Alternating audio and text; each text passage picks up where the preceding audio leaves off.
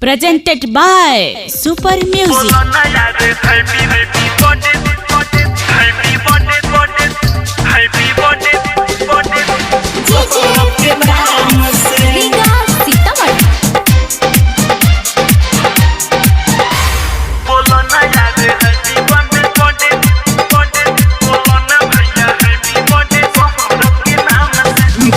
आज कटाई भाई 6 बजे शाम से 6 बजे शाम से दुआ आशीर्वाद मिली कोड श्री राम से कोड श्री राम से श्री राम से आज कटाई भाई 6 बजे शाम से दुआ आशीर्वाद मिली कोड श्री राम से। बोलो ना यार बोलो ना साथी हैप्पी बर्थडे सौरभ के नाम से। बोलो ना यार हैप्पी बर्थडे सौरभ के नाम से। बोलो ना हैप्पी बर्थडे सुपर सौरभ के नाम से। बोलो ना भैया हैप्पी बर्थडे सौरभ के नाम से सौरभ के नाम से। डीजे विकास लीगा Sitamarhi mix by super Saurabh.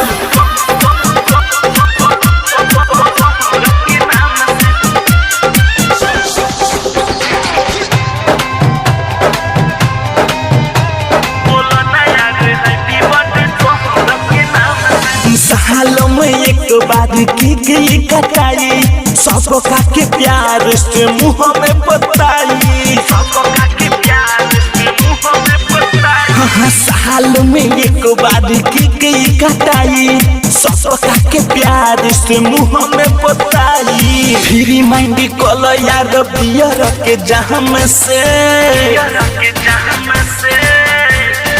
Free mind call यार बियर के जाम से। बोलो ना यार बोलो ना साथी हैप्पी बर्थडे सौरभ के नाम से। बोलो ना यार हैप्पी बर्थडे सौरभ के नाम से। बोलो ना हैप्पी बर्थडे सुपर सौरभ के नाम से। हैप्पी बर्थडे सौरभ के नाम से सौरभ के नाम से। डीजे विकास लीगा सीतामढ़ी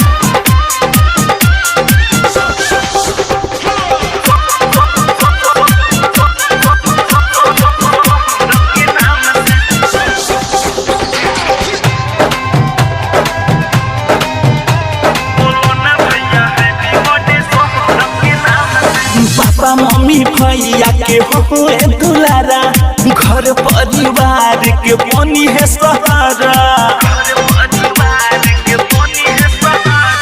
पापा मम्मी भैया के हुए दुलारा घर परिवार के बनी है सहारा।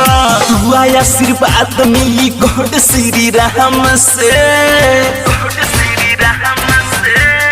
दुआ आशीर्वाद मिली गॉड श्री राम से। बोलो ना यार बोलो ना भैया हैप्पी बर्थडे सौरभ के नाम से। बोलो ना यार हैप्पी बर्थडे सौरभ के नाम से। बोलो ना हैप्पी बर्थडे सुपर सौरभ के नाम से। बोलो ना भैया हैप्पी बर्थडे सौरभ के नाम से सौरभ के नाम से। डीजे विकास लीगा सीतामढ़ी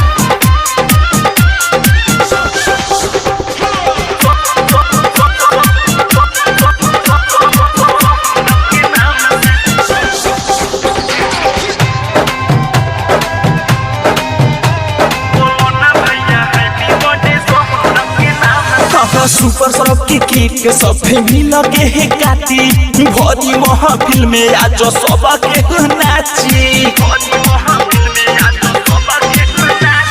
सुपर सौरभ के केक सब फैमिली लगे है काटी भरी महफिल में आज सब के नाची। सूरज राकेश दोस्त सब नाचता रे शाम से